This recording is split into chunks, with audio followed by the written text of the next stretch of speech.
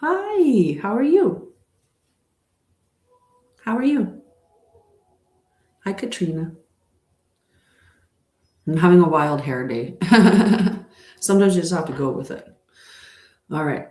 So the other thing that I do is give myself a couple of likes. I just like to give myself some love.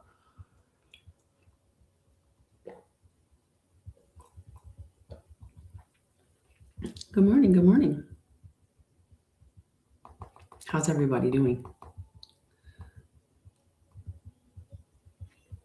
Hi, Taylor. Hi, Amanda. How are you? So we're going to do an energy check-in and talk a little bit about spirituality, and then we're going to do a global meditation. Okay, so it'll start off with just some check-ins and some cards and stuff like that, just to check in with the energy. And like I said, then we will do the global meditation.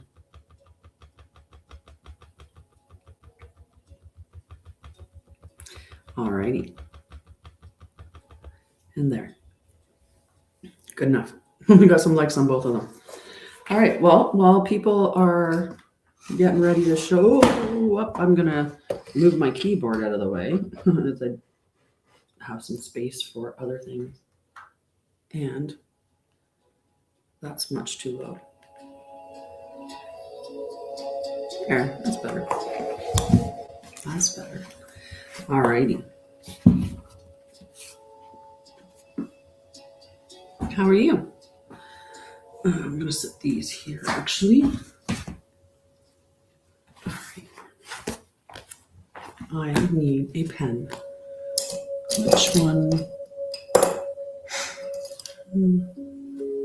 Good morning.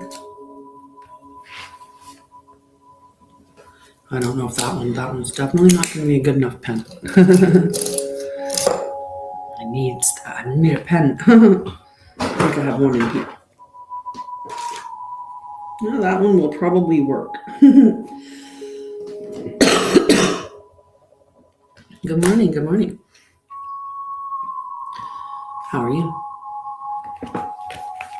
So I'm just going to hang out here for a minute until everyone gets together, and then we'll start talking about things.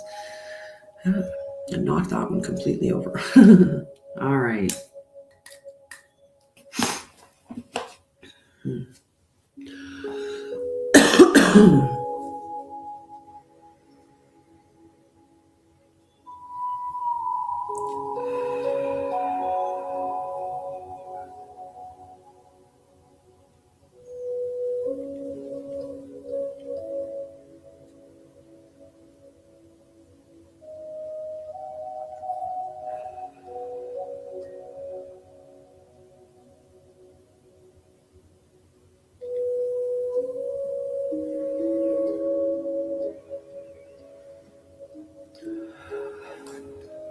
You can breathe with me.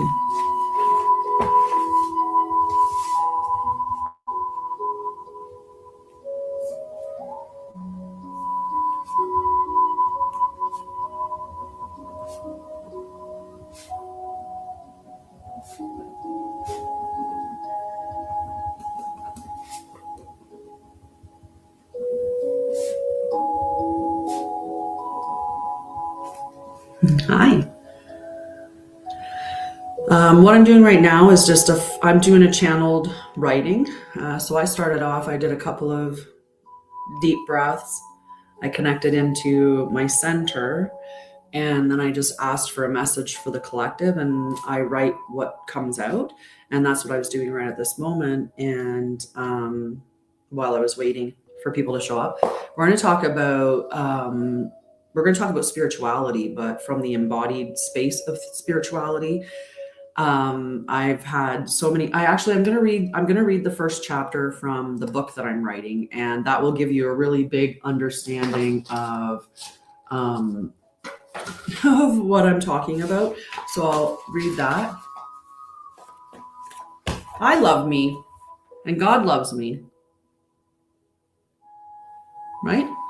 And my children and my mom and even my brother loves me.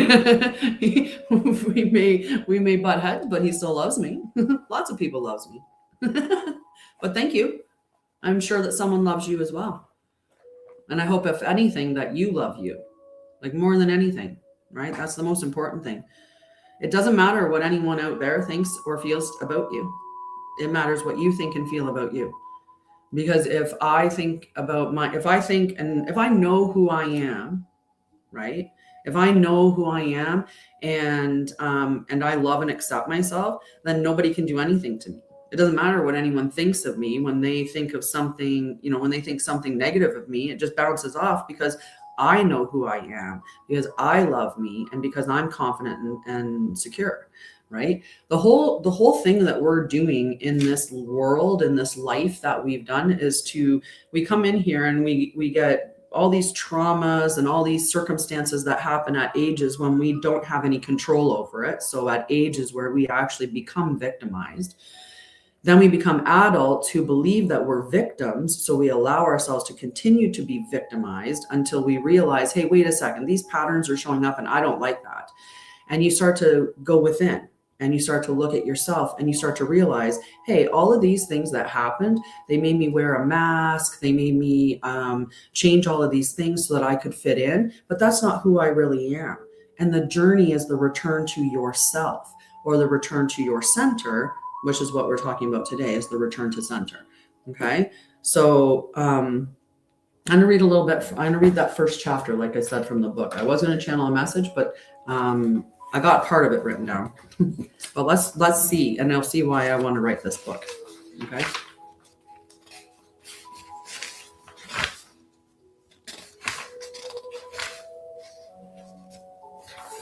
Okay. Chapter 1.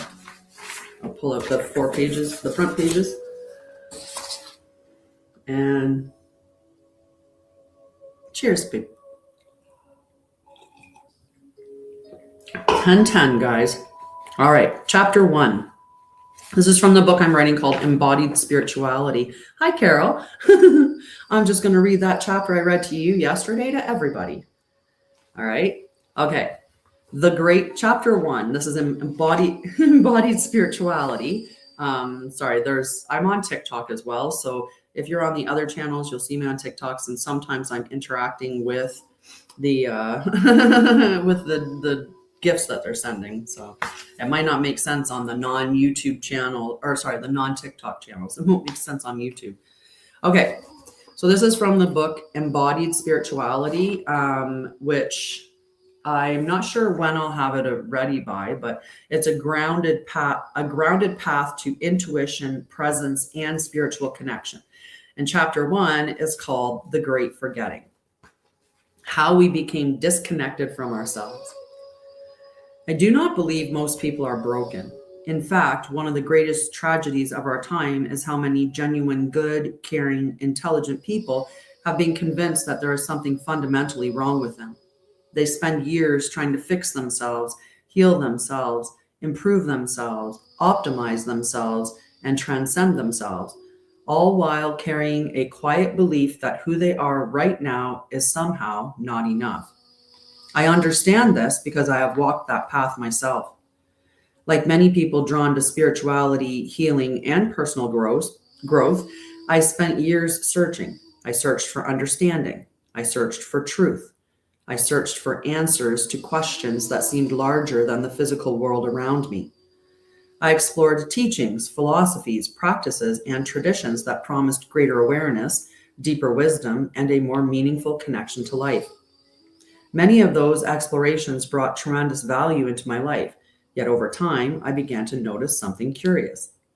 The more people talked about awakening, the less they seemed to talk about being human. The more people talked about transcending the body, the less they seemed to understand the body's wisdom. The more people talked about ascending beyond suffering, the less equipped they often were to sit with grief, uncertainty, vulnerability, or emotional pain. It was as though spirituality had become something that existed somewhere above life rather than something that could be lived within it. I began to notice the same pattern everywhere. People were learning how to meditate, but not how to rest. They were learning how to access expanded states of consciousness, but not how to regulate their nervous system. They were learning how to connect with guides, higher selves, and universal wisdom while remaining profoundly disconnected from their own bodies. Eventually, I realized they were all pointing toward the same thing. We had forgotten ourselves. Not our names, not our identities, and not our attachments. We had forgotten how to be in relationship with ourselves. We had forgotten how to listen. What strikes me most is that the great forgetting did not happen all at once. There was no single moment when most people consciously decided to abandon themselves. Instead, it happened through thousands of small moments. A child learns that certain emotions are unacceptable while others are not. A teenager learns that belonging is easier than authenticity. An adult learns that productivity is rewarded more consistently than presence. A parent learns to care for everyone else's needs before their own. A leader learns to carry responsibility while quietly ignoring exhaustion. None of these experiences seem significant on their own, yet over time they accumulate, layer upon layer, year after year, until many people reach a point where they no longer know the difference between who they truly are and who they learned they needed to be.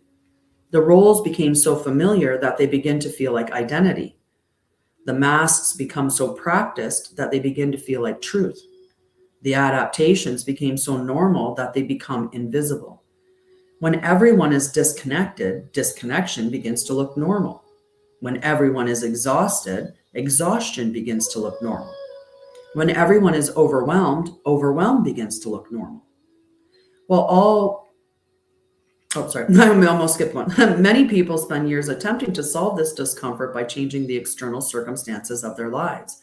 They search for the right relationship, the right career, the right teacher, the right practice, the right community, the right healing modality, or the right spiritual path. No external accomplishment can create an internal relationship. No amount of achievement can replace presence. No amount of productivity can replace connection. No amount of recognition can replace belonging to yourself. The body feels this. The nervous system feels this. The heart feels this. The body is remarkably honest. It knows when we are present. It knows when we are abandoning ourselves. It knows when we are overriding our needs in order to meet expectations. It knows when we are forcing ourselves forward despite exhaustion. And because the body is always participating in our experience, it continues communicating, not as punishment, not as failure, but as communication. The body is continually attempting to bring us back into, hi, sorry. I wanted to say hi. Kept interrupting myself just because I saw you come in. Hello, how are you? The body is continually attempting to bring us back into relationship. This is where my understanding of spirituality began to change. I stopped asking how to transcend the human experience. I stopped asking how to rise above the human experience. I stopped asking how to become something other than human. And I began to ask a different question. What if the path is not asking me to leave my humanity behind?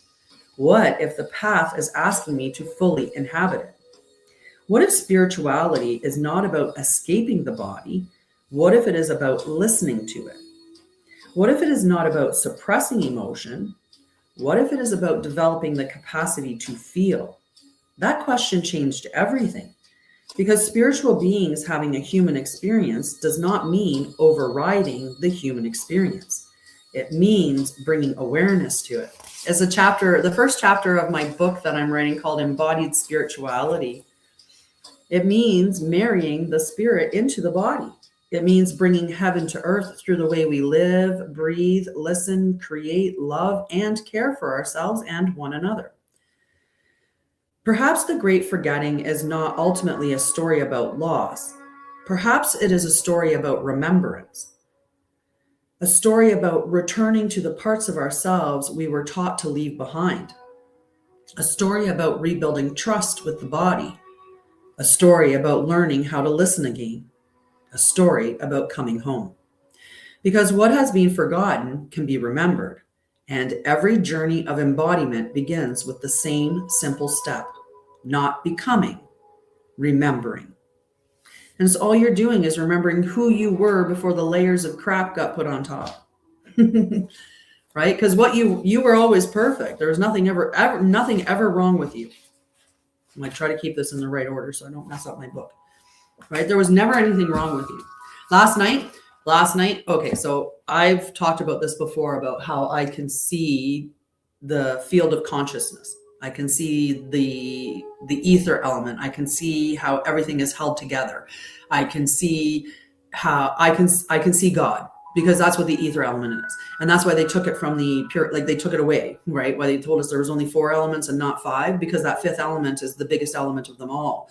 And when we forget about something, when we're not aware of it, then we can't see it, right? So that's, the movie Coco, I keep coming back to that, the movie Coco, because in Coco, there was a significant part where the guy that was, he was already passed on, and Coco, they went to him, and the guy, did you want to, give me 1 second, I gotta let my dog in. Cass? I'll let you in. I'll move your bed over. We're not meditating yet, so you can come in. Hey, baby. Aw, I'm sorry I shut you out. Give me 1 sec, guys.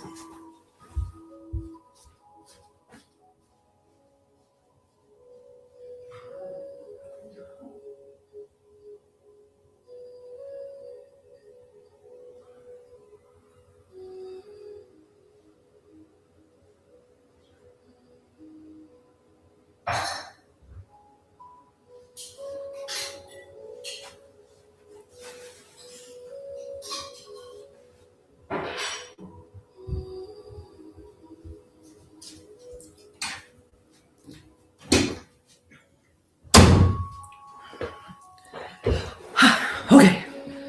I had to run and get, hi Lisa. I had to run and get, I had to plug the kettle in again. I overslept today. Oh my goodness. Like really overslept. I was like, oh my goodness. And I was running around to get ready for the live, but here we are.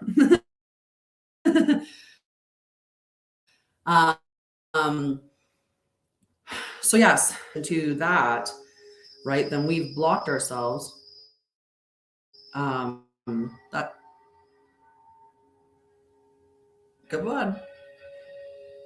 my one live is like my one up there is lagging, so I'm just waiting for it to connect back in and stop. Okay, there we go. All right. I slept in. Hi, Carol.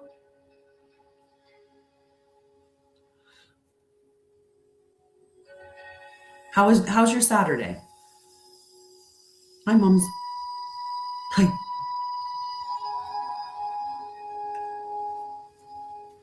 What are you doing this morning? This day? What are you doing on your lovely Saturday?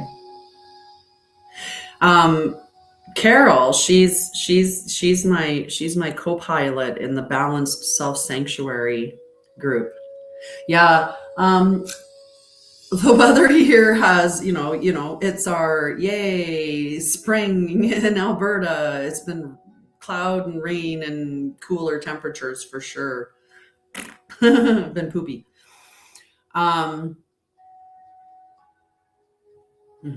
So the thing that I don't even know, guys.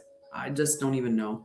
Last night I actually cried. I had a moment where I just I was going to bed and I was looking at myself and I was just like, thank you for being normal. Right? And this might make some of you cry. It might hit you because I can feel it, right? So I want you to think about creating something, right? Can you imagine creating something that's perfect? And then you put it out there, and all these people try to change it and, you know, tell you it has to be this way and that way. And then you start to believe it. You start to think what you are or how you are is anything less than perfect in the eyes of the Creator. So then we have people out there that are nipping and tucking and cutting and augmenting and doing all of these things. And it's like, that's like somebody handing you we're just taking and destroying it. I was like, I was so happy to just be normal, to not, you know, like I've never, you know, I've never had any plastic surgery. I've never, you know, done anything like that. I'm not, you know, like I don't beat up my body. I'm not, you know, like I'm not looking at like all these different, like it's just living in that normality and being human is what it came to. At the very end, I realized what it was, is I was actually crying because I know that God is happy that you are human and that you embrace that humanity and that you're normal. And, you know, there's nothing wrong with this at all, ever. It doesn't even matter if you're like, oh, I'm not pretty by whatever conventional standards they're trying to shove at our faces, right? But remember that beauty standards change all the time, right? Back in, you know, at one point you had to be like pencil thin, like the Twiggy era. Another time it's voluptuous and curvy. Another times, you know, it's whatever, right? I remember one year I was so mad because my hair is so big. I have big hair. And because it was a fad where everyone was going through where they had super thin, you know, tiny hair. And I'm like, yeah, good luck. Good luck. So, right. And I remember I was just so, I want my hair so flat. I want it so straight. Right. And it's like, because they're always, if you're not careful, then you're always looking outside of yourself at everything out there, thinking that something here is lacking and something out there is better and that you need to be that. But you don't. The only thing you've ever needed to be is you and all your glory, and just love yourself. Like literally that's that easy. And it's, you know, people, well, that seems so, it's not, it's really not. We are not meant to jump out of our spirit, right? Like I know that the human experience is challenging and it's tough. And, you know, trust me, I've been through the ringer of life myself numerous times. So I understand the challenges of life, but the whole point of our pathway here is not to ascend out of our body. The whole point of it is for us to bring our spirit fully into our body and walk it on this earth. And that's how we bring God to earth. He's already here. He's around us all the time, listening and talking to you in so many ways, guiding you all the time, protecting. Like, oh my goodness, the protection that is above you that you don't even realize, right? It's really profound when you have the experience, when you can see the ether element, when you can see the field of consciousness and you can interact with it. Like I have the pleasure of doing on occasion. It's unbelievable. And I'm going to keep working on it, because how do we restore relationship? Because that's what I was talking about with the book, right? How do we restore relationship with Coco? When that person, you know, when they were down there, when he was with the dude, like his dad, that was actually like the grandfather, sorry, he was with the grandfather and they were talking to the guy. I think it was when he was the guitar, the guy was in, and they had like the drink or whatever with the guy. And then he faded away because the last person who remembered him died. So when they died, nobody alive was there to remember him or to put his pictures up anymore. So he vanished from the underworld. It's the same thing that like they're telling us all the time. You should watch Coco. Watch it. It's beautiful. It's a beautiful show. Mm-hmm.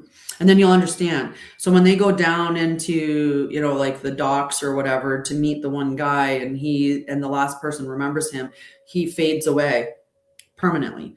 And there's all kinds of truth that we see in movies and in TV and stuff, right? So this is a truth. When the last person remembers you or forgets you, and that's what the whole thing is. What the whole thing is, and that's happening is that this realm, this world right now is trying to get us to forget God.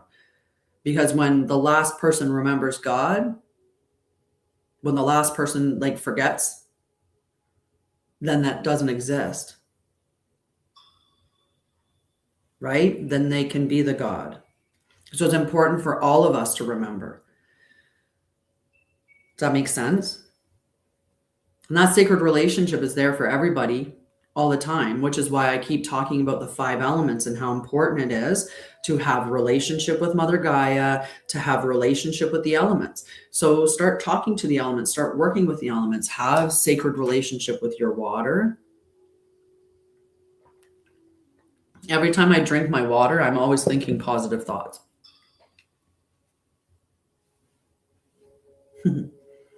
Yeah, it's quite incredible.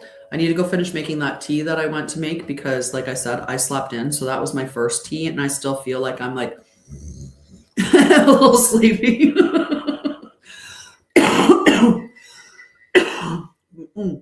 But what I was saying was about the as well. I was channeling a ladder because I didn't do that this morning because I slept in. And I had started channeling a letter. And I just have to say that the only thing that came out so far was, if only you could see yourself through my eyes. And if only you could see yourself through the eyes of the Creator and know how perfect the Creator thinks that you are. In your authenticity, in your core, in the way that, in exactly who and what you are. And at every moment, proud of you for what you're doing, for everything. And the only thing that the Creator wants is to be interacted with and remembered and thanked. Oh my goodness. When you thank the Creator for the things that you have in your life that you love, and you show appreciation through the sacred relationship of caring for it, the Creator wants to give you more. He's like, oh, you're thankful for that? Here, have some more. You're thankful for that too? Have some more. You're grateful for that? More. Like, this literally how it works. So be grateful. Be grateful for everything that you have. Even the things that you don't like, because oftentimes those things that you don't like are teaching you the biggest lessons and giving you the biggest growth and returning you the most to home, right? Returning you the most back to your home. And that's yourself, right? That's remembering that you don't have to change and be something different, right? It's just, yeah, it was so profound to have the experience that I've had in interacting with it. And I'm going to keep working on that relationship so that I can interact with it all the time and that I can see it all the time. And I do see it subtly, but not like I do at certain times. At certain times I can see it and like it's physically there and it's so huge. But other times I'm just seeing it as subtle waveforms in the air. And like I can see that the air is not still. The air is moving. And many of you probably have that too. There's lots of us when we look at the world, or when we look out there, where we see like squiggles or like static. That's because your field of vision is wider than the normal field of vision, and you're picking up the subtle field of consciousness in the background. You're seeing it because it's moving. It's sacred geometry. It's alive.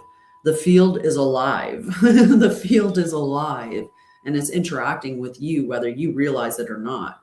When we were talking, like long time ago when I first was doing this, and we talk about manifestation and stuff like that. And, like manifestation, a big part of it is just one, your belief system. Because if you don't believe, if you don't know, it's not even about believing, but if you don't know, right? Kind of, yeah. Actually, that's what the subtle field, when you start to see it more. I realized in my one book yesterday, but I have it out there, so I don't want to go and get it. But I have to go get my tea anyway, so maybe I'll grab it. But in the one book, it shows it for the kids' book. Yeah, in the kids' book I have, it has like swirly, it has an example of that kind of energy. So Yeah, let me go get my coffee, or not my coffee. Oh my goodness. I didn't sleep great when I'm asking about coffee. I haven't had coffee in years. I'm going to go make my tea. I'm going to go make my tea. Kinda. That's exactly how it looks when, like right now. And sometimes a little more, like I can pick up more of it, especially around life forms, like around like a person, I can see it around them more, or plants, definitely around plants. I can see their energy field. But it's the same as everything. You just have to do it. If you want to have it, you have to do it. Right? So if you want to have a relationship, right? Like people, they look at certain things, like look at Bruce Lee. Bruce Lee was absolutely one with the elements.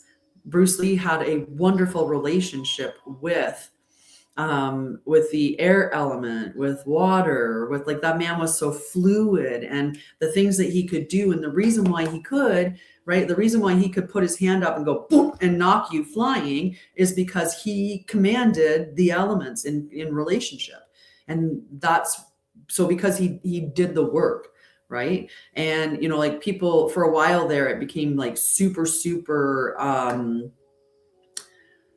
popular that everyone was doing, we're going to do telekinesis. And you can see people on TikTok and all over the place that are pushing pieces of tin. You can see people, like there's this one guy, he's like floating like a napkin, right? And moving a napkin around. And it's because he's interacting with air and ether and the field, right? So, but the reason why he can do that is because he did it. He did it. He interacted with it, right? So it's like you can't, you're not just like, I think like people were sold so much, they want the quick fix, right?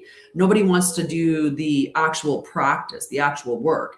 They just like, come on, can somebody just turn me on? Can somebody just come and flip a switch and tell me, hey, you have telepathy now, or hey, you can play with fire now. You got whatever. That's not the way that it works. Right? Like, and what you learn in the process of walking the path is what's going to reveal the next step in the path, right? We unroll the path as we walk it, but we only walk it by doing the things that we need to do. We don't walk it by someone going, oh, I'll just pick you up and, oh, do you want to be over here on that path? Here, I'll just move you over there and I'll sit you right down there. The only one that can move you is you. So you need to move you. Otherwise, you're just letting life happen to you, right? You want to be in control of it. Maybe another time I'll read the second chapter in the book or something else from the book. Yeah, maybe we'll read discernment. Chapter 2 is discernment, grounding, and spiritual safety. That's a good one. This is my rough draft, guys, just to be fair. Some of it I was smart and printed both sides, and then there were a couple spots where I just printed one side. But yeah, maybe we'll read that as well. And we do have our meditation to do. So let me go make that tea that I was going to go make. I'll move that out of the way. And then once I have my tea, we can do some other things. But just remember, your message today is, if only you could see yourself through my eyes. Because if you could see yourself through the Creator's eyes, you would know how absolutely perfect you are at 3333. You would know how absolutely perfect you are. Okay? Because you are. Just being you. Exactly who you are. All right, I'm going to go make that tea, and then we'll come back and get doing some other stuff.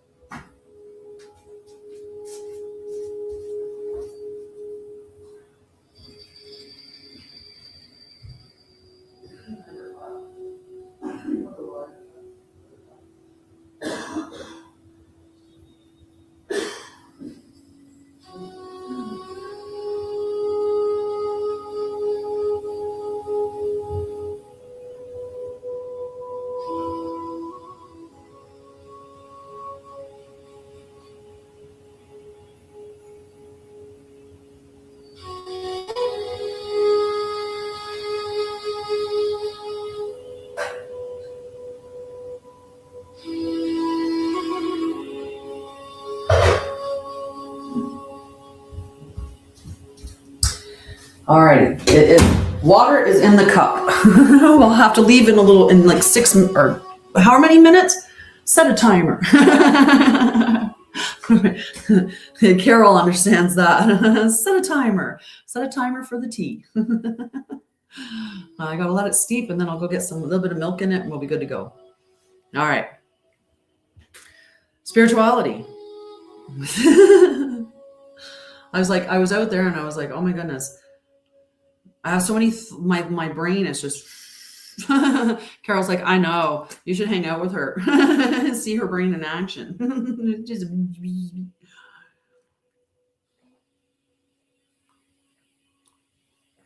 So we were saying, if you could only see yourself through the eyes of the Creator, you would know that you are perfect. And this can ruffle some feathers, but the Creator is not a white dude with the big old bushy white beard that's sitting on a throne judging anybody. That's not the Creator. Not the Creator at all.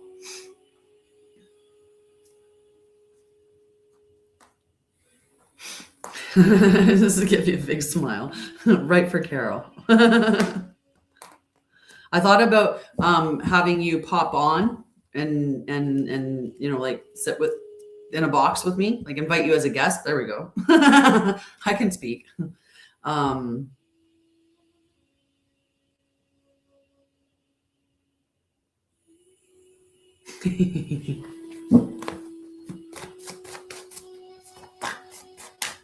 Yeah.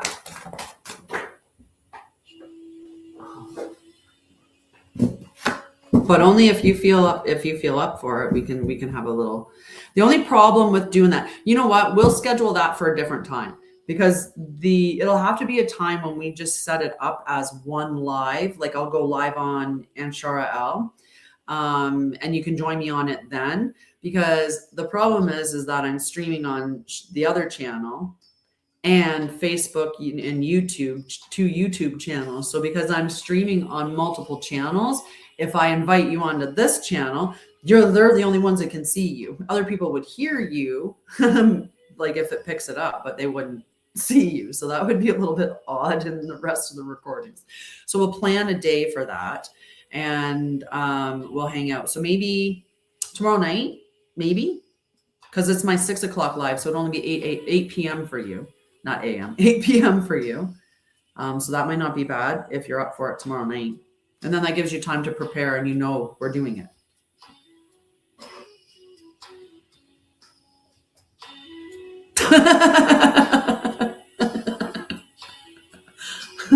Okay. So like, I'm grooving to my meditation tunes. All right. I pulled a card. Just the one. I don't even know if I can read this because my eyes are so tired. All right. So 5 of water is the release and emotional healing. In the upright, there's the experience of emotional loss. There may be regret that someone has experienced, disappointment, grief, focusing on what is gone rather than what remains. And it's an opportunity for healing. The 5 of water teaches that loss is a part of the human experience, but it does not define you. Even in the darkest moments, light remains. Look for the hidden blessings and trust that healing is taking place. Okay? All right. That was the one card. All right. Can I get another message? We have to be focusing on the good stuff, right? Not the bad stuff. That was just a miss shuffle. Ooh, okay. Before they all fall out of my hands. All right, we got the 10 of fire. The 10 of fire is a release. This is when we have decided, like it's a very determined tenet, right? 10s are endings and beginnings, right? And every ending is a beginning. It's just another layer. Like even when you die, you're not dying, you're being reborn as your spirit. So you're not actually dying. There's no death. You are eternal. So the 10, I was like, maybe the 4 of wands will come out. The 10 of fire, which is the 10 of wands, right, is the most determined one, right? Like, because this is fire, so this is passion and alignment, and it's like, I am done. I am done. Enough is enough. I am done. And so the 10, it's, like you've been overworked, you like dealing with stress, feeling burdened, you're exhausted, you reaching that point where you're like it's that breaking point, right? Like, it's just, there's a need for you to be looking at the stuff that's going on in your life and go, okay, I need to delegate some of this stuff to somebody else. I need to give this stuff to somebody else. So the 10 of fire wants you, or urges you, more than just wants you, urges you to honor your limits and embrace transformation. It's time to shed the old weight and rise from the ashes renewed. So rise, Phoenix, rise. All right, we got the Knight of Ether that came out as well. The Knight of Ether is unstoppable spiritual momentum, divine mission, activated rapid personal expansion, and the courage to pursue the truth. Are you a truth seeker, or are you content living in the lies? I think we should all be truth seekers. And everyone that speaks the truth. There's something else about that one. Castle just stood up and he's looking out the window like, the heck is this stuff? All right. The Knight of Ether is the celestial traveler, the seeker who moves with the winds of destiny. This card is a call to embrace your mission with passion, trust in divine movement, and surrender to the exhilarating path of ascension. All right, I think that's long enough. I can go get my tea, and Cass wants to go outside too. So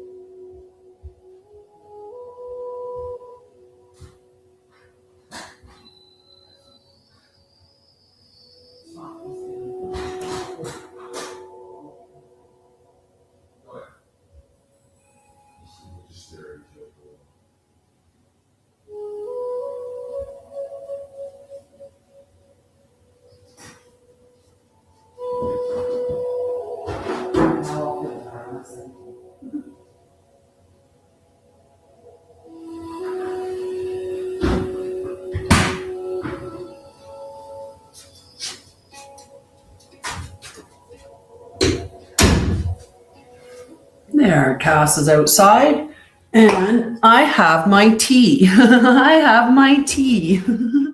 Finally. All right. Who wants to hear chapter 2, or a little bit of chapter 2? Or what do you guys want to do? What are you up for? Do you want me to finish channeling the message? If only you could see yourself through my eyes, you'd know how perfect you are.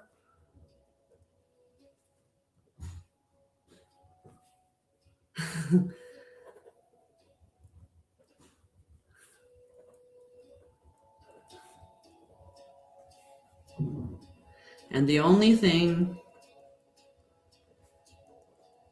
I've ever wanted for you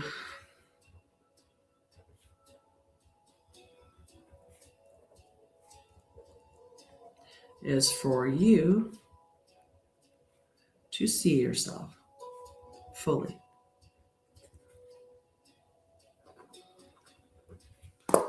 Okay.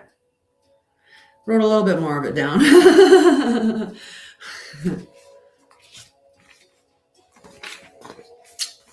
I love you.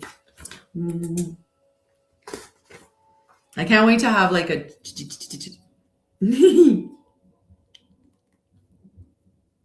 we're getting like some thunder bangers and some big rain. We've actually been like, there's a rain warning for like the amount of rain. Oh, hey, wait. You know what? I just noticed that my iPad's not plugged in. Not my iPad, I mean my computer. The battery's dying, guys. See, these things, like me being, come on, get in the hole. There you go. There we go. We're all plugged in now. The battery won't die in the middle of the meditation. All right. Let's talk about a little bit more about spirituality, though. What is going on? Carol, it's a day. It's on a mind of its own today. All right. Embodied channeling, chapter 2. Remember, this is the rough draft, so it's going to have probably be bigger chapters. But to start out with, this is perfect for reading on air. All right, chapter 2, discernment, grounding, and spiritual safety. Why discernment matters. One of the most important skills any person can develop in spiritual practice is discernment. Not fear, not paranoia, and not blind belief. Discernment.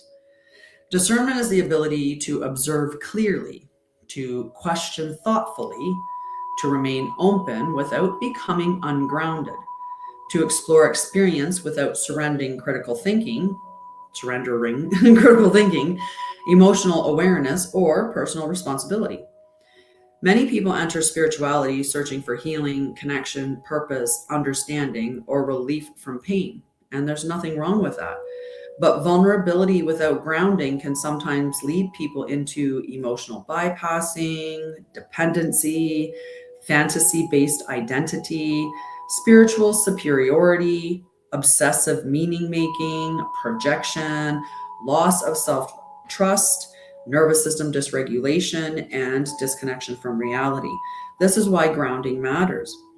The goal of spiritual exploration is not to become less human. The goal is to become more integrated. A grounded spiritual practice should support emotional honesty, self-awareness, nervous system regulation, compassion, clarity, responsibility, embodiment, healthy relationships, deeper presence, and meaningful action. It is a spiritual practice. If a spiritual practice consistently creates confusion, instability, fear, superiority, isolation, or disconnection from reality, it is important to pause and reassess. Not all experiences need to be interpreted literally. Sometimes dreams are symbolic. Sometimes emotions shape perception. Sometimes intuition is accurate. Sometimes fear speaks loudly. Sometimes the nervous system creates heightened pattern recognition during stress. Discernment asks us to carefully observe instead of jumping immediately into certainty. True groundedness allows curiosity and caution to coexist. Pretty good, hey?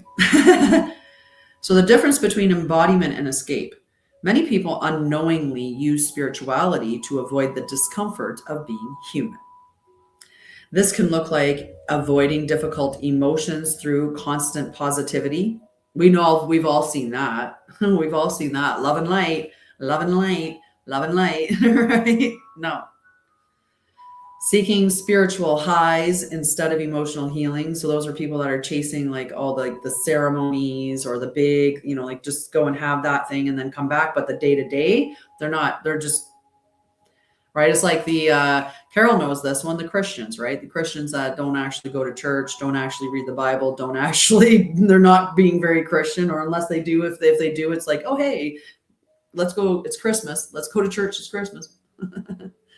Right?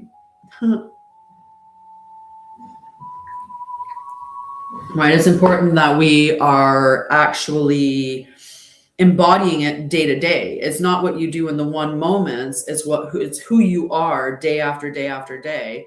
And trust me, with the field of consciousness always around you, so God's always present with you, you're never alone.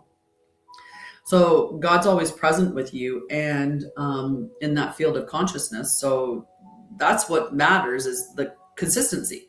It's not that one day you're a good person is, are you a good person every day? That's consistency. So if you are doing it once, that's hilarious. But I love that it was pink. They couldn't have picked a better color for you.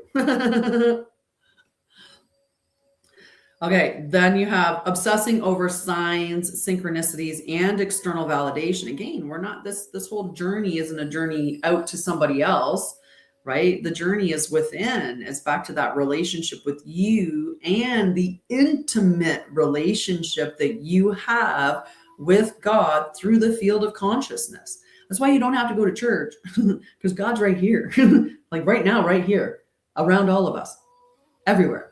And that's why we're all connected, because that field of consciousness is flowing everywhere, interacting with everything, interacting with your thoughts, your feelings, everything. Okay. Disconnecting from the body. We're not meant to disconnect from the body. We aren't spiritual beings having a human experience so that we can become spiritual beings. We are spiritual beings having a human experience so we can bring our spirit into our body and walk it on the earth. Embodied spiritually, we're embodied spirituality. Like we did not become human to escape being human. That's not the point. That's bypassing grief, anger, fear, or uncertainty. I did that in the beginning, like when I went through my healing thing, and I got caught in that trap for a little bit where I was like, oh, that's a bad feeling. So we'll just go to, I'm happy. And I realized I was just bypassing the emotion. And that's when I started, and Carol remembers this because I've said it a lot of times, you want to feel your emotions, not become them.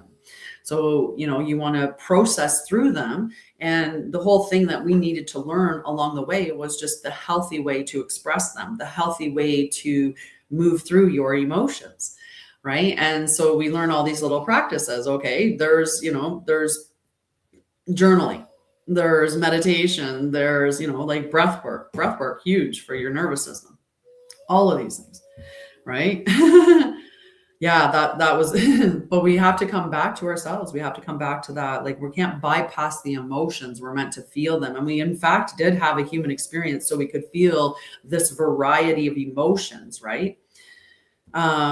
Rejecting ordinary life responsibilities, right? Then there's treating human emotion as low vibe. So low vibe for me. You see that all the time. And I remember like Shaman Durek. I don't know if you know him. He's a content creator. Well, he's a shaman. And, I aligned with some of his stuff because like I also worked with a shaman. And so I was fascinated to continue like following a shaman. And, like I remember some of his content, like he would be talking and he would be like, yeah, if somebody shows up and I don't like the outfit that they're wearing to come to dinner with me, I'm like, no, you can leave or I'll go buy them an outfit so that they can like. And I was just like, what? That's such a weird thing. Aw, thanks. Loves you too. I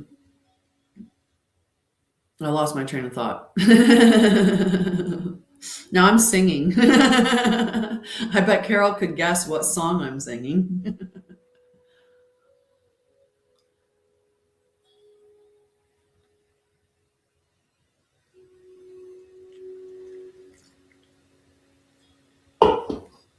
I was waiting to see if you would guess it.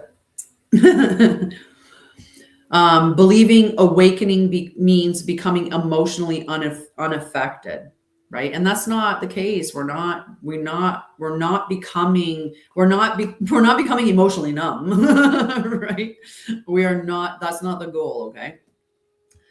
But real embodiment is not emotional numbness. Real embodiment allows us to feel deeply without drowning, to remain grounded during uncertainty, to acknowledge pain honestly, to stay connected to the body, to regulate the nervous system, to remain compassionate towards ourselves and others, to take responsibility in our actions, and to participate fully in life.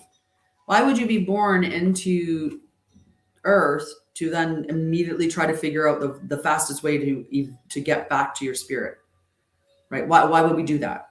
Like there's so many things. Like the spiritual world is beautiful. The spiritual world's amazing. Even when we go beyond, like when we go beyond Earth, right? When we ascend beyond our physical forms and we go back to our spirit, amazing, amazing. But there are things within the spiritual form that are not like, we obviously incarnate for a reason. There's obviously, we want to walk the earth. We want to be one with all of this life. And why? Because of the physical experience. We came here to have a physical experience. So the whole goal is not to ascend out of our bodies back to our spirit. The whole point is to bring our spirit fully into our body and live that. And that's what we need to remember. We're walking ourselves home, and we go home by remembering who we are and returning to ourselves, and remembering the ether element and all the other elements and Mother Gaia and all things that are life. So your whole goal in life should be, if it is honoring life, it is upholding life, it is if it's promoting life, that's what we should be honoring. Anything that's destroying life, that ceases to end life, that thinks that life need, like there's too many people, like any of that stuff, we need to oppose that, right? Anything where there's poisoning, where there's toxins, where it's assaulting the environment, the resources are being, like extracted from the earth. Like we have to oppose those things, right? And so we have to be looking at what is it that's true? What is it that's real? And building that and building it, right? Hi, Shelby. How are you doing? I hope you're doing well. I hope you're feeling well. So nervous system and spiritual perception. Many people do not realize how strongly the nervous system influences perception. When the nervous system is dysregulated, exhausted, overstimulated, or emotionally overwhelmed, perception can become distorted. This does not mean a person is crazy. Okay, not that at all. Your perception just becomes distorted. So for example, a hypervigilant nervous system may search constantly for meaning or danger, right? You're scanning your environment. You're hypervigilant. What's going on? What's coming at me? What's going to happen, right? Like you're on guard. There's an opportunity when our nervous system is dysregulated for us to overinterpret coincidence, right? Because we're just really looking for meaning. We can struggle to rest. Many people do. Even when they think they're resting, they're not resting. Okay. Resting is no input. No input. No TV, no phone, no constant chatter, no just be. Just literally be. Go sit outside and just stare at a tree or some birds. Listen to some birds. Go sit by the water and just watch the water. Like we should be resting more. Feel emotionally overwhelmed. So a hypervigilant nervous system may feel emotionally overwhelmed. And I talk about that when you're first in your healing when you're first in your healing journey, when you first step into that.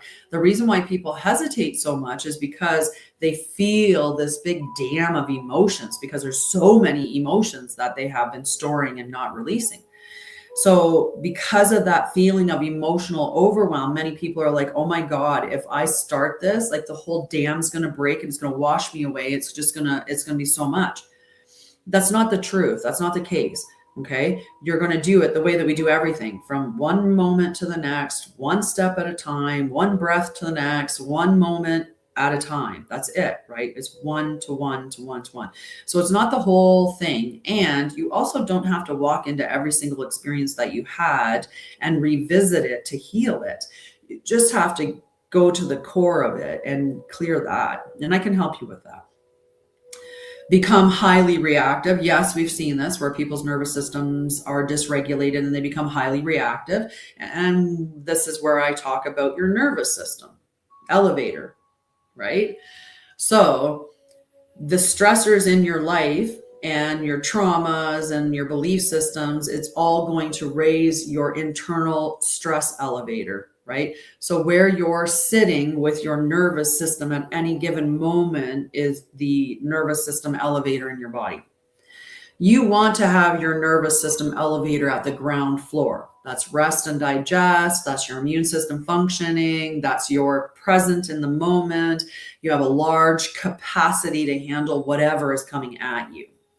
So that's why we have to have consistent daily practices to keep your nervous system at the ground level. What ends up happening for many of us is we've got trauma, and so we think we're at the ground level because our normal that we've been experiencing it for so long. So what's normal to us, we think is down here when it's in fact here. And we think we have this big capacity to handle things because we're like, I've been through so much. I've had so much trauma. I used to say it too. Man, I was abused pre-birth. And the reason why is because my mom was physically abused while she was pregnant.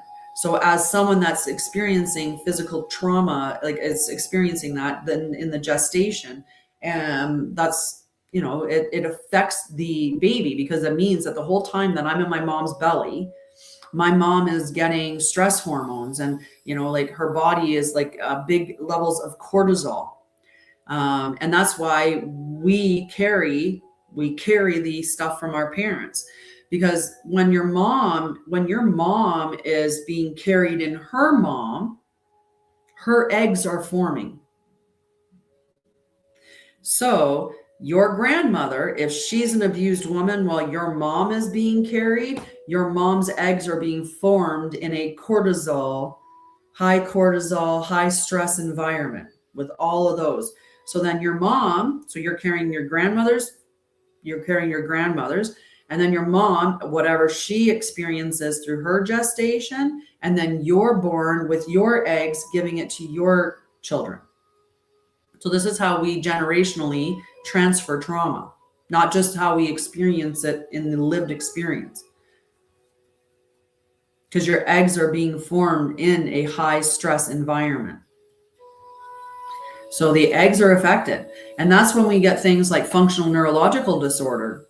I was diagnosed with FND, and the reason why I got that is because while I was in gestation, I was under an enormous amount of stress because of the stuff my mom was experiencing as a woman. Do you love you? Do you love you? Okay.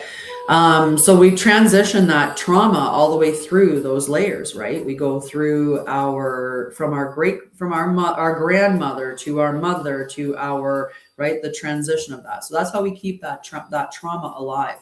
And we become the people who stop it, right? So I'm healing it for me, but unfortunately, my children still already have it, right? There's once I birthed children before the healing process was done, that they're there, that they're created from those poor little eggies, right? Because women's eggs are all that you have them. The moment that you're born, all your eggs are there, right? We're not making them as we age. Like men are different. The trauma doesn't pass through the males nearly the same way, right? Because sperm is created over a 24-hour clock.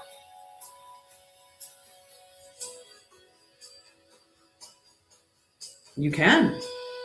You absolutely can. You can walk back because time is an illusion. The only thing that's happening is the current moment, right? The only thing that's happening now is the current moment. And that current moment is constantly unrolling into the next current moment.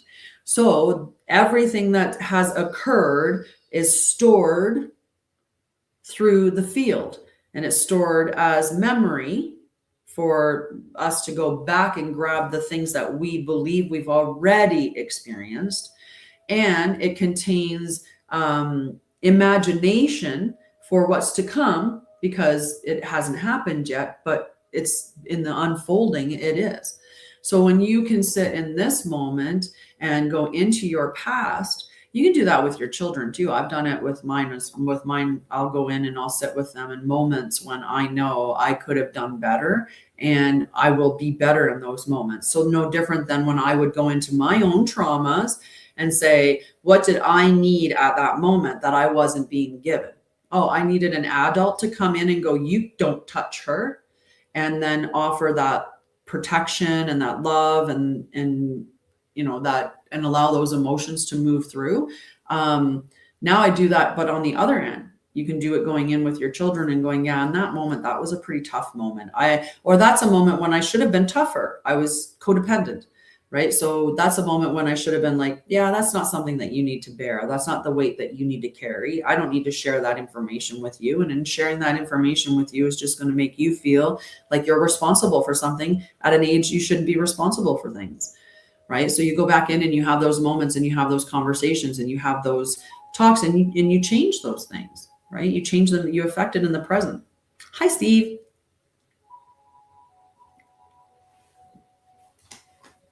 Right. And maybe with that hypervigilant nervous system, we experience those intrusive thoughts more, right? More intensely, because your brain's like, your nervous system is agitated. It's heightened. So you're going to be hearing that a lot. So a regulated nervous system is often better able to observe calmly, reflect clearly, differentiate emotions from intuition, remain present, tolerate uncertainty, and engage in grounded reflection. This is why embodiment practices matter. Meditation alone is not enough if the body feels unsafe. Many people attempt to reach higher states of awareness while disconnected from basic nervous system needs.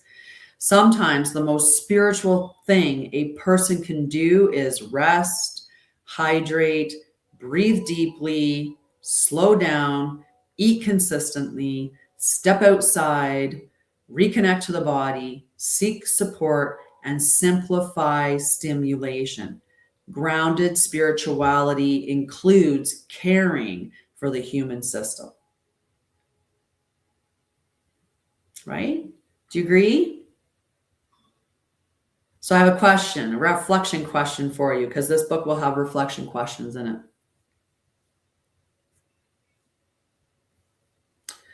Yeah, I'm reading. Hi.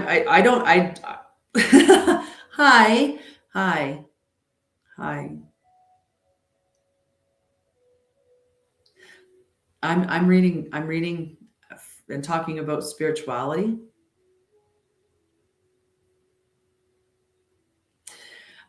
So have you ever used spirituality to avoid difficult emotions or situations?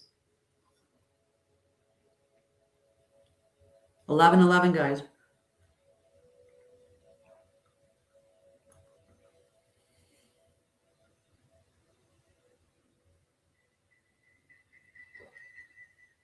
Oh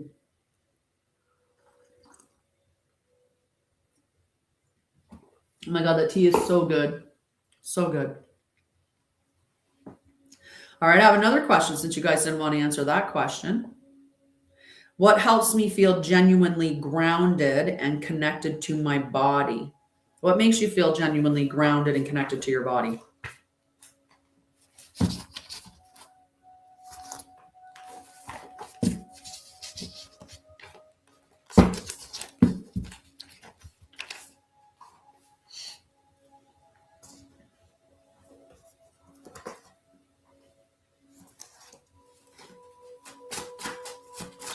What makes you feel connected and grounded to your body? Breath work? Yeah, nature, being outside. Right? Connecting with Mother Gaia.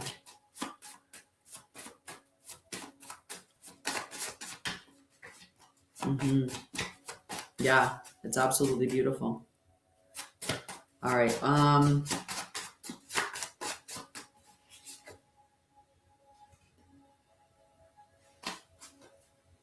Yeah. Okay, let's get ready to do our meditation. I think that we can do that. And then if we decide to talk anymore after the meditation, we'll talk then. Okay. Oh, I found these little things. Okay, so I got these at the dollar store. I don't know if you've seen these. But anyway, this one, it says give it to God. They're little tins, and they have a little notepad in it and a little tiny pencil, like a mechanical pencil. And on the outside it says give it to God, but on the inside it says God is within her, she will not fail. Okay. And you can write your little notes and you leave them in the little tin and you give it, so you're giving it to God, whatever it's such a cute little tin. So do you guys have anything that you want to give? And we'll put it in the prayer box. I have two of them. The other one looks like this. My mom's got one as well. And this one says she is clothed with strength and dignity, and she laughs without fear of the future. It's in my drawer with all my kiddo pictures, my grandkiddo pictures. So do we have anything we want to give over to God today? And by God, I mean the source of all creation.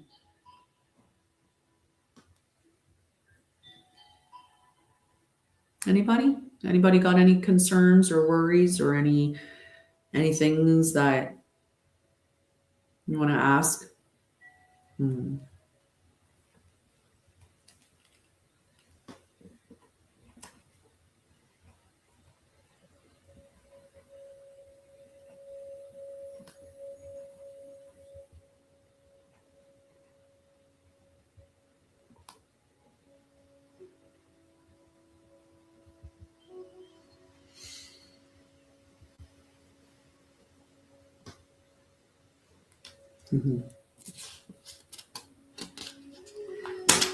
There. I'm not looking to hook up with anybody on TikTok. So you being single. So I decided I was going to say, I give thanks for my human experience and perfect life, because it is perfect.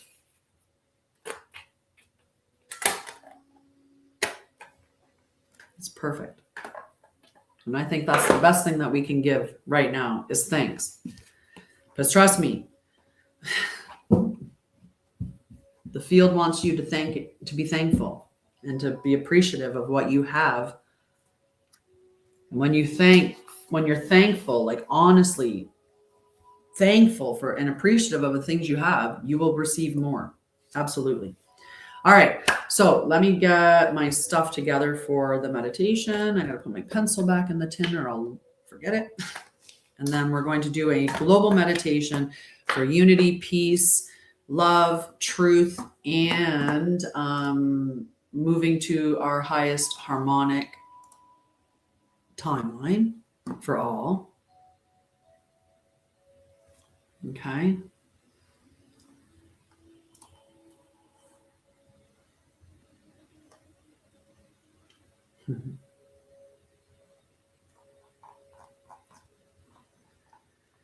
Oh yeah, and tomorrow, hi Leslie, tomorrow is solstice. And so tomorrow I'm doing a beautiful solstice ceremony.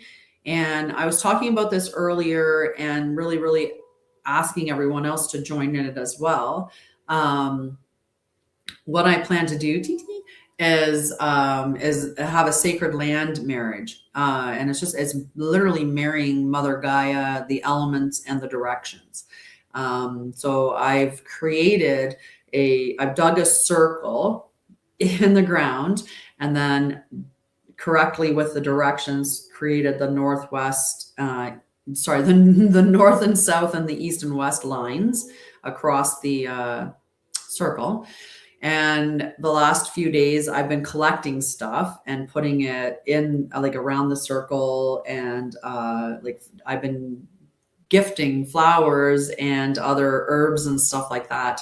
And so it's a very beautiful thing. I've shared the picture actually with Carol.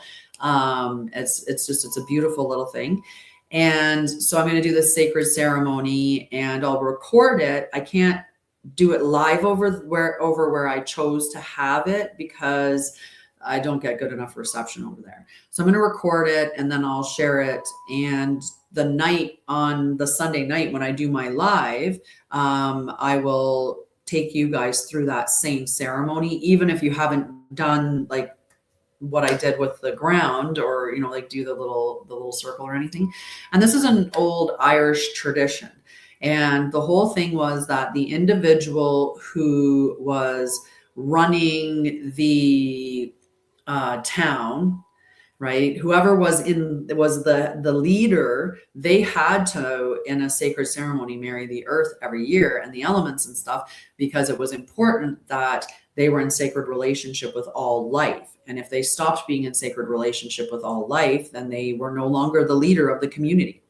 And so that's what I've decided to do. And I've been talking a lot about the importance of connecting with the elements, with connecting with Mother Gaia and rebuilding sacred relationship with all life. And that's what we're supposed to be doing. Okay. That's the goal, is us to remember that we are sacred and that life is sacred. And right now you're seeing a lot of stuff out there that is telling us that life is not sacred. How dare somebody with lots and lots of money stand on there and tell us that there are too many humans? We're going to create AI and you guys don't have to work, and like we'll just eliminate a bunch. Life is sacred. Life is sacred. Anything that is taking life, judgment needs to fall upon that. And we need to be the ones that oppose anything that opposes life. We need to be against. Okay. We need to be promoting that sacred relationship with all life. Okay.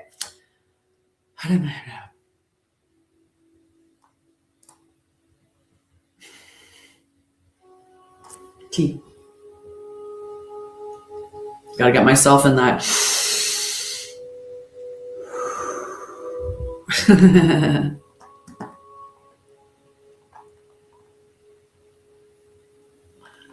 That's cute.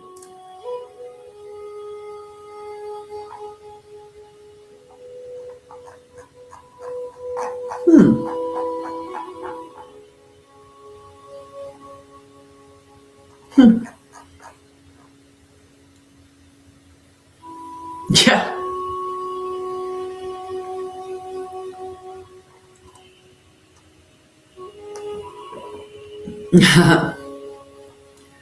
All right, give me a second.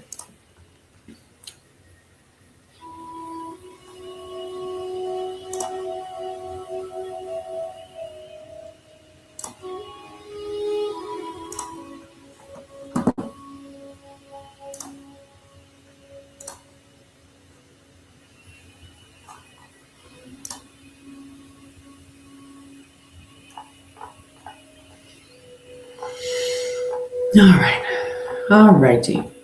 I'm almost ready, guys. I'm almost ready. No, right? But it's true. Why are we, like when you think about that, it's one thing. So nicotine's not the issue. The issue is not with nicotine. The issue is the fact that it's not sacred. Tobacco in and of itself is a sacred thing.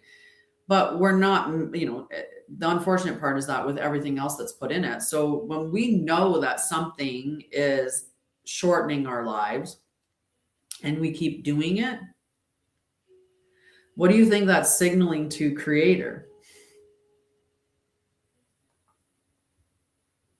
Right? If you don't even think your life is sacred, why should anybody else?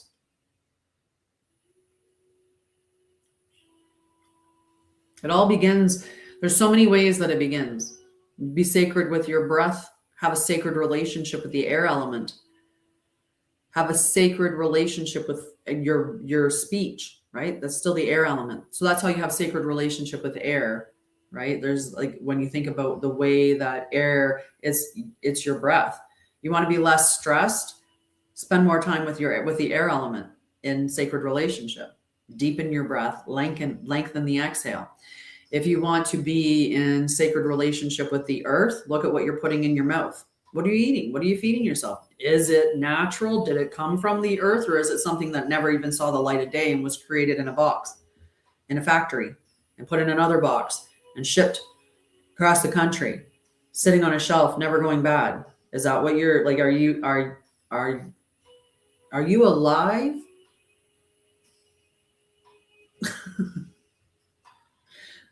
Right? So if you're alive, why are you not feeding yourself life? You know, so you want to deepen your relationship with the water element, right? Between the earth element and the water element, like the earth element's very practical. When you're having a great relationship with the earth element, then you're going to be doing the things that are responsibilities, right? The earth element would actually get you to be cleaning your house. The water element can get you to clean your house. It get you to bathe, right? That's another thing, right? When they say that whole cleanliness is next to godliness, the more that you clean up your house, the more space you have for consciousness.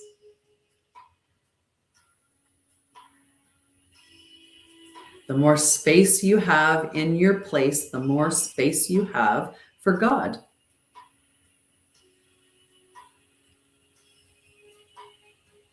It's true. Had all these moments of awakening, of realizations where I'm like, oh man. Yeah. I can't wait to have a convo. Okay, guys, we've got music. I gotta make sure we have enough music for the whole length of it. So let's get some music going. Starting it off. All right, so you know, with the meditation, you want to put your phone in a good spot so it's seated, so that it's not somehow I bumped my thing. Right? What was I gonna say? Okay, I got right. We're getting to the meditation. Like, stay on task, stay on task. Okay, so make sure that your phone is set somewhere, your device is sat somewhere. Not that you're going to fall asleep. You shouldn't anyway when you're doing this meditation. It's a more of an active meditation because I want you to be visualizing certain things, and I'm going to be toning a lot. So when I'm toning, that's probably going to keep you awake. My brain's like, zzz.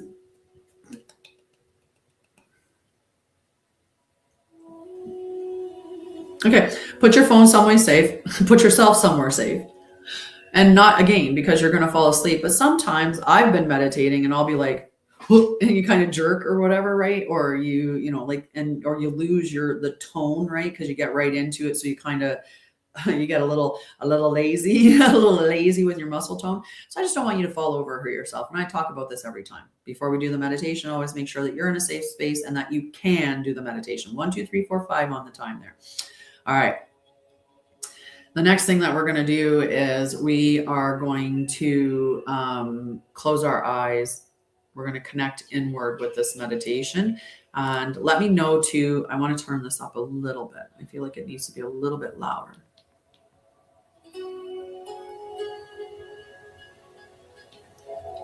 But don't want it too loud.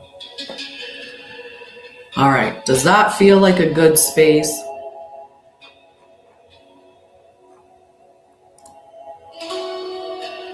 Or is it too loud? Because I might lower it. If I was speaking like this, Carol, is that okay? Or do I need to put it down a little bit more?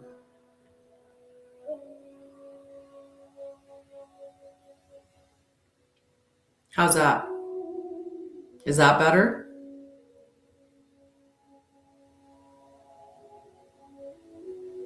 Wards. What do you mean with wards?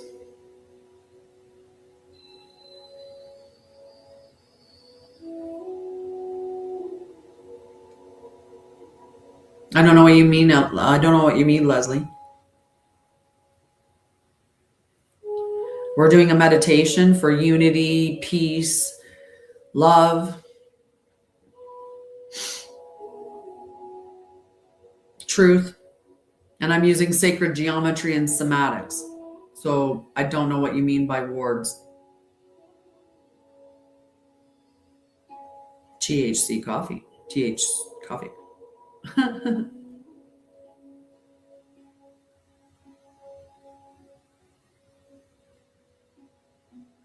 Oh, you don't go inward? Is that what you mean? You don't go inside?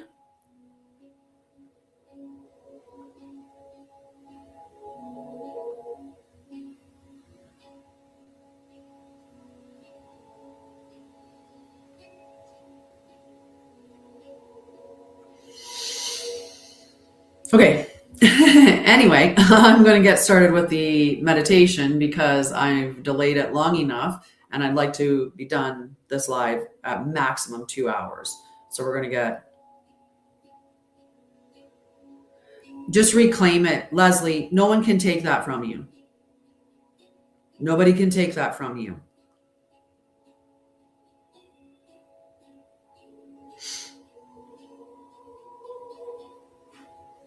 Okay.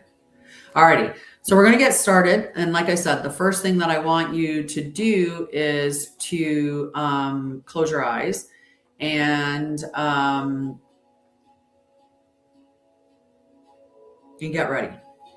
Okay. And if this is not something that you want to do, then that's okay. That's okay. All right. Welcome, beloveds. Today, we gather not to impose, not to control, but to become, not to override free will. This is the whole point. We're not doing this global meditation to override anyone's free will. Okay? We are doing this to become coherent resonance within the living field. That's all. So we're going to gather in peace, we gather in love, we gather in truth, and we gather in unity. May this meditation serve all willing and consenting beings, Mother Gaia, all non-speaking life that is aligned with harmony, and the highest timelines available to each soul in accordance with divine law. Okay? So, if you haven't closed your eyes yet, please do. And I want you to take a nice slow breath in through your nose, down into your tummy, up to your chest, pause, and then exhale nice and slowly. Really allow yourself to settle into this moment, to become present with your body and the field. Take another deep breath in through your nose. Pause and release.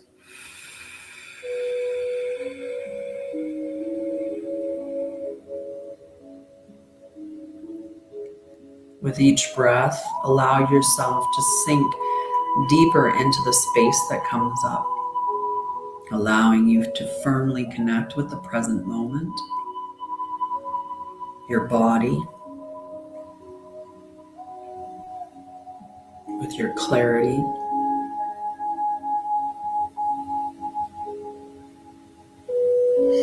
And before we transmit outward, we're going to stabilize inward first. So I want you to feel your body.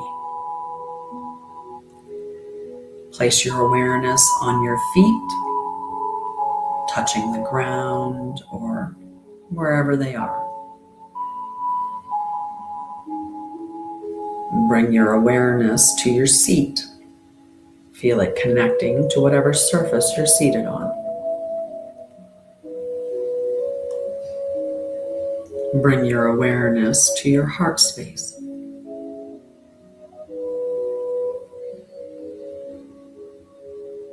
When you're in the heart space, see that beautiful flame, your eternal flame, glowing brightly.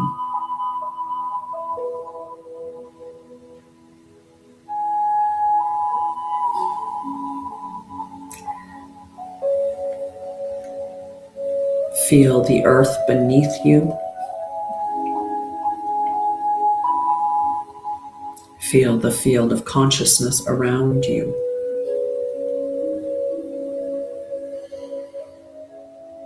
Feel the breath moving through you.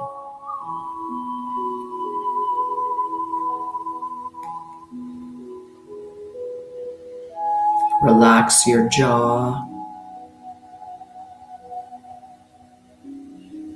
If it's especially tense, take a breath, and when you exhale, exhale into the tension and think of the word release.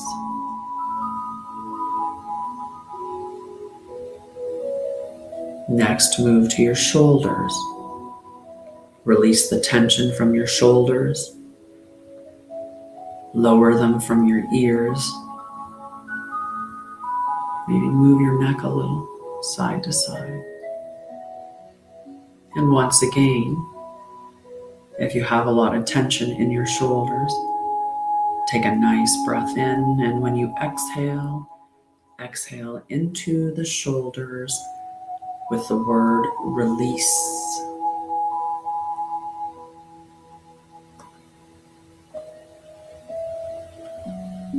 Now we're going to relax our belly, soften it.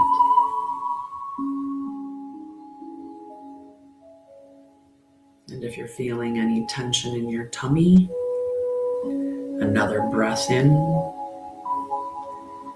And as you exhale into the space where the tension is, release.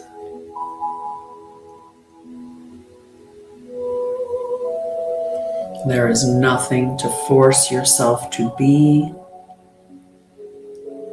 You are perfect. You are exactly where you need to be, and you're exactly who you need to be. Your nervous system is a part of the meditation. Now we're going to bring our awareness back to your heart.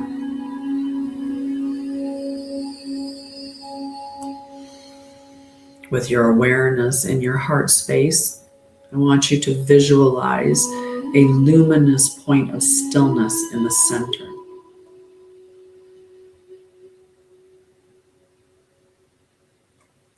A point before thought,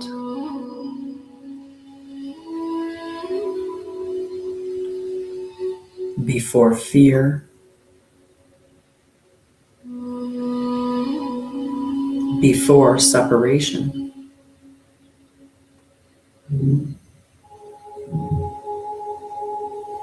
This is the still point, the eternal center.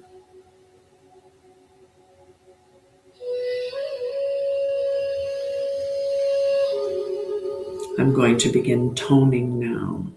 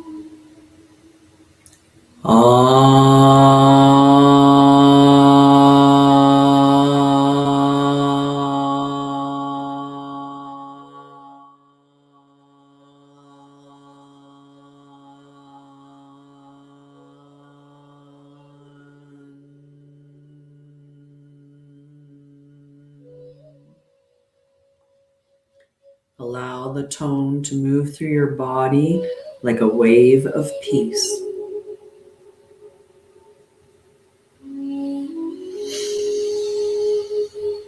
Now visualize two spheres of light overlapping.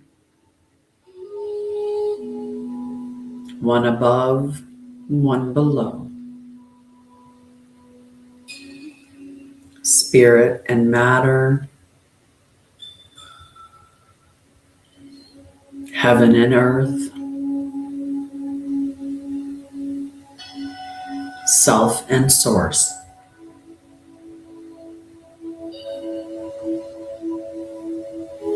Where they meet, the Vesica Pisces forms.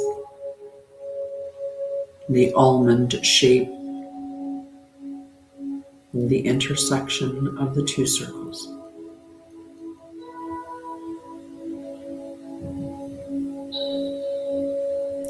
This is the geometry of birth, creation,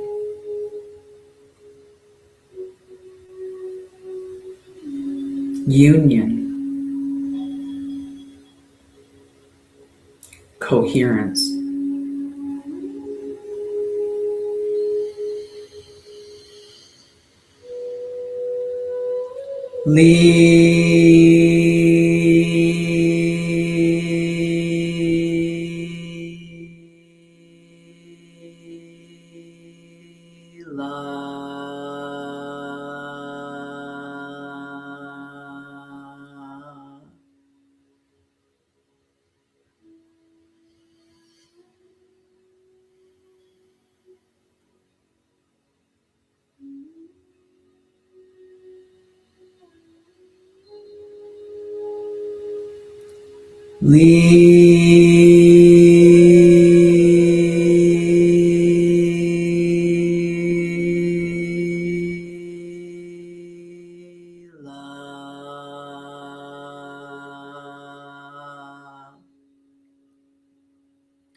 Allow the field to soften. Allow the heart to open naturally.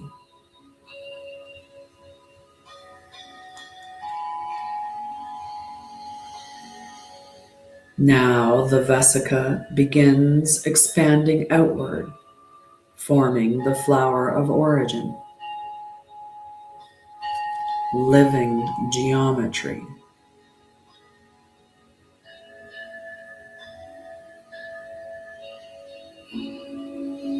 Harmonic symmetry.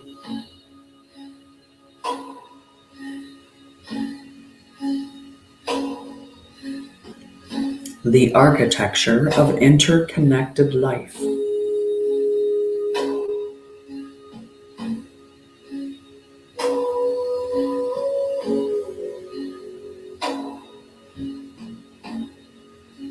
See every circle connected, every being connected, every life influencing the whole.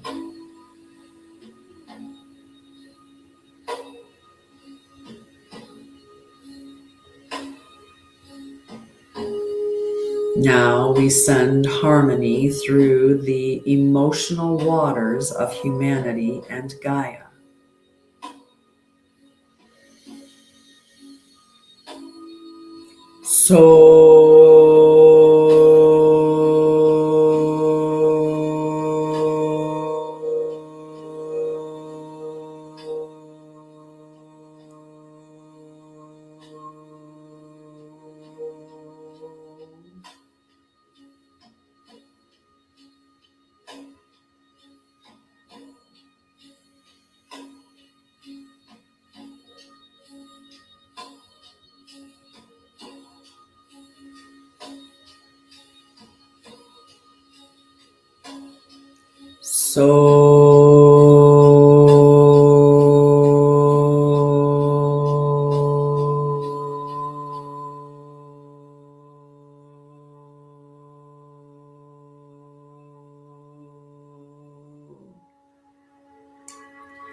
See ripples, rings, ripple rings. See rings rippling, moving outward across the earth, through oceans, through hearts, through nervous systems.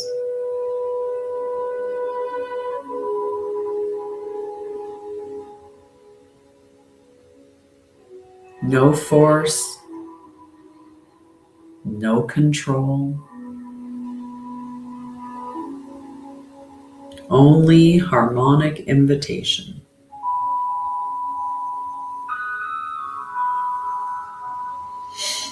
Now, from the center of the flower, a rose spiral emerges. The harmonic geometry of love.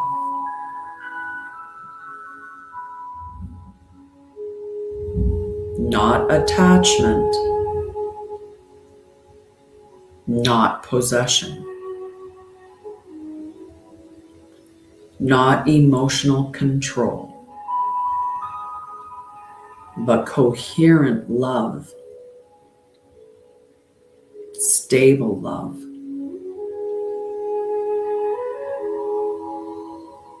living love.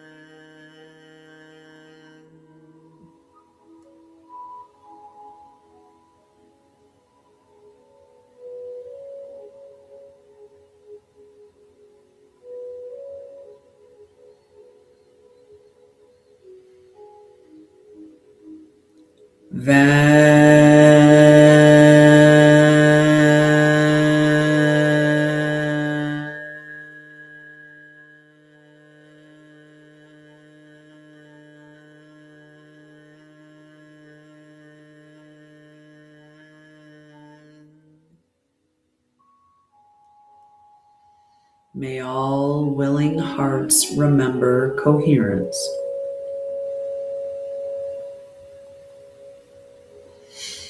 Now, visualize a golden Merkaba surrounding you. Interlocking tetrahedrons, one pyramid up, one pyramid down.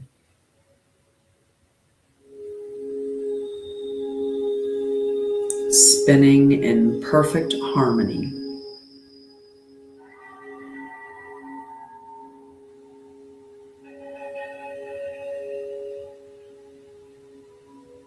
Now, see this same geometry around Mother Gaia, around the entire earth. It is also spinning in perfect harmony.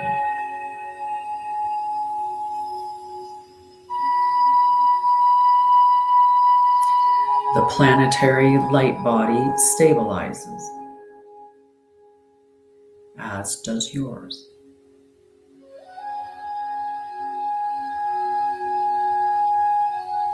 Now we anchor into Gaia.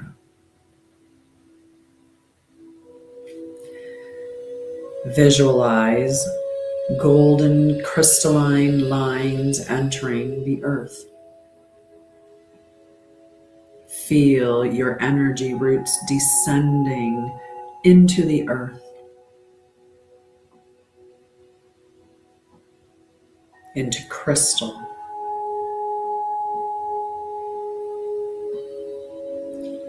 into water,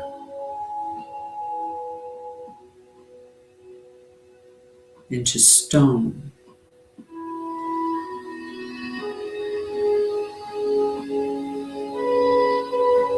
into soil,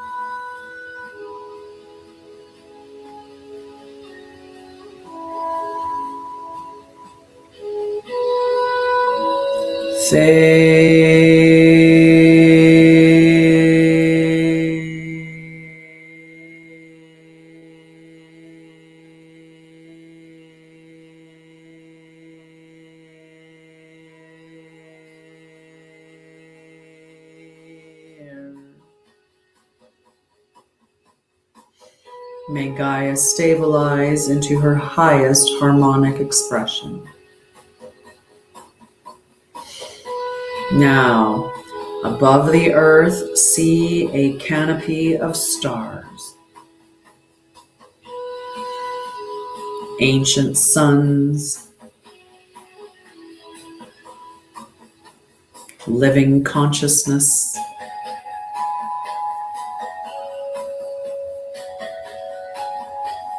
cosmic memory.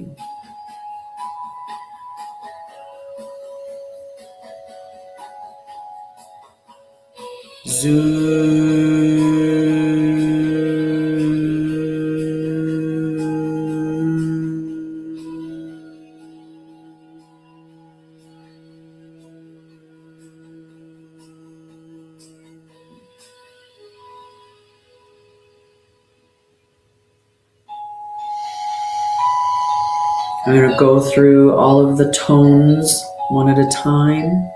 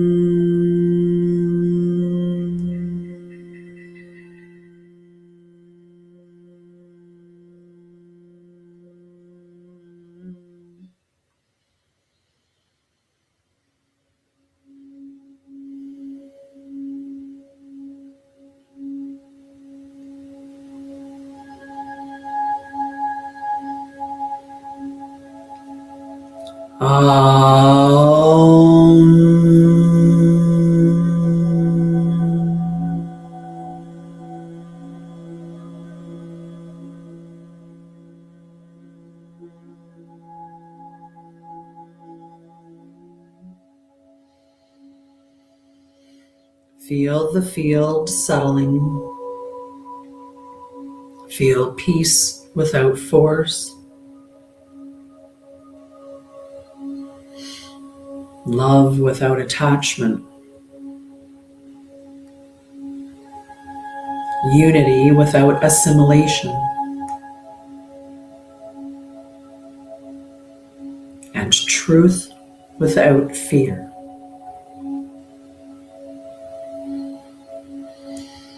May all transmissions offered today serve only the highest good, divine love, divine truth, divine law, and the sovereign evolution of all willing beings. May Mother Gaia be supported in her highest harmonic expression.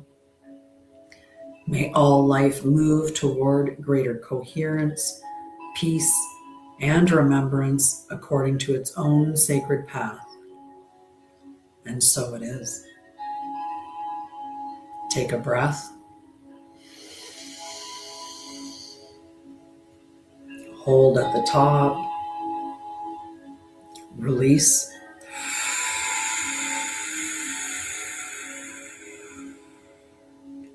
Feel your body.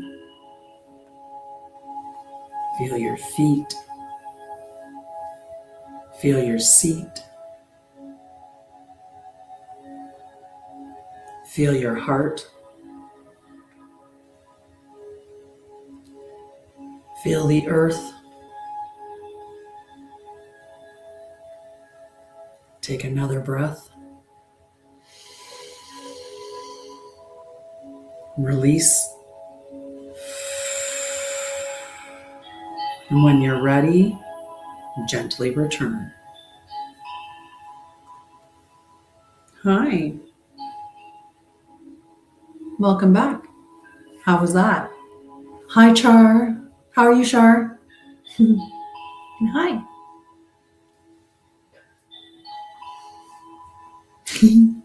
Thank you for the gifts that you gave me and all the love and the TT joining the crew, the heart meet. Look at that. We did it. We got done before noon. It's still a morning meditation. We got done just before my noon hit. All right. Yeah. We'll get the. You'll come back every Saturday at 10. So typically 2 hours before now is when I begin, and we talk about. I mean, all kinds of things around spirituality, but sacred relationship, embodied spirituality, entering into sacred relationship with the elements and Mother Gaia and Source, the creator, right? And so the meditation that I do on Saturday is a global meditation, and it is to unite in peace, unity, love, truth, and to also harmonize to our highest harmonic frequency. And I use, like I said, we do sacred geometry, and I do cymatics, so toning. And yeah. So that's our Saturdays. And then the other days we just talk about the other stuff without the meditation, and we do other stuff. Yeah. Awesome. Awesome. I would love to see you next Saturday. Well, I'm back here tomorrow night. Tomorrow's a big day, guys. Tomorrow we have Father's Day. So I do hope that you are spending time honoring the fathers.